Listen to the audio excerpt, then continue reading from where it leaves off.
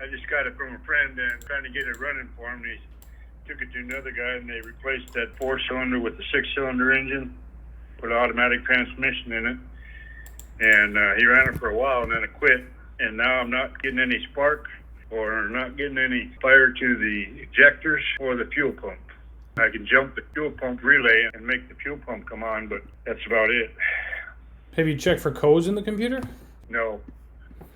Does the check engine light come on with the key on for a bulb check? There's nothing in the dash is working. So when you turn the key on, none of the gauges work? That's correct. Okay. What I'm wondering is if there's some way I have the computer out, can I test it? Nope. It doesn't work that way, unfortunately, my friend.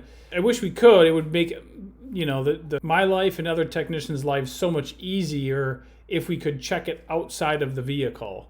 Now, right. You could send it into some place that rebuilds computers. They can do that. But I've been in the industry for 20 years, and we have yet to see the capability to do that in the shop. Well, do you have any suggestions other than just try and get somebody to run a code on it? Yes, sir, I do. So what I would recommend that you do, I would start, again, this is just a starting point, I would start at the ignition switch, and I would check power in and out of the ignition switch. When I turn the key, it will crank the engine over. You said none of the gauges light up. That's correct. None of the gauges light up, but power goes to all of the fuse boxes when I turn the key on. Here's the thing. So nothing comes on in the instrument cluster, right? Well, actually, the oil gauge is pegged right now. When I turn the key on, it goes down. That's the only thing that moves. Well, let me tell you this real quick.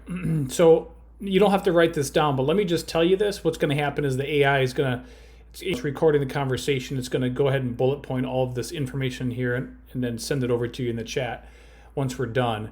But so in other words, that way you'll have this once we're off the phone. But so let me just tell you this: the red wire going into the ignition switch should have power all the time, and then when the key is turned on, the dark blue wire should have battery voltage. The black wire with white stripe should have battery voltage, and then the black wire with orange stripe should have battery voltage. 2 black wires, and what was the other one? It's a dark blue, black with white, and a black with an orange.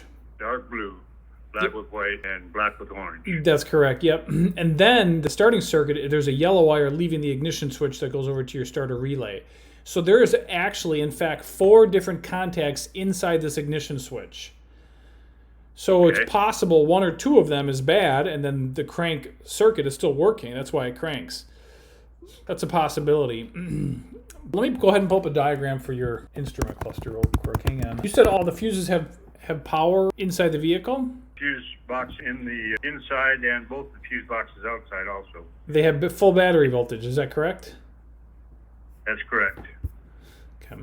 Let me just pull up a diagram here real fast of this the instrument cluster. I don't know how much of it's going to be. I guess the instrument cluster should be good. There's a lot of wiring underneath the hood that got cut and changed when they put that 6-cylinder in there. All right, fuse number 9 and fuse number 10 inside the vehicle. You need to have battery voltage with the key on. Actually, it's fuse number 10 will have power all the time. But if you turn the key on, both of them should have full battery voltage. And then there's a dark blue wire with a white stripe.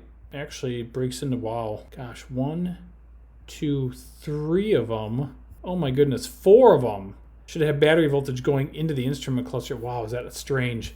And then you got an orange wire that comes from fuse 10 in the fuse block, and then it splits off into 3 different power supplies. 1, 2, 3. There's 3 orange wires that go into the instrument cluster should have battery voltage. So that's crazy. You got 4 on the dark blue with white, and then 3 of them on the on the orange wire. So there's quite a bit of power supply. So here's the thing. The computer doesn't supply voltage power to the instrument cluster. So if the instrument cluster is dead, although the computer could be shorted out, it could short out the bus communication circuit. But what you're describing is the instrument cluster doesn't even have power. So you may have to pull the instrument cluster and check the powers in the back going into the back of it. Again, 4. This is very strange. Dark blue, white wires, and then 3 orange wires. Let me just double check. That doesn't sound right. Hang on here.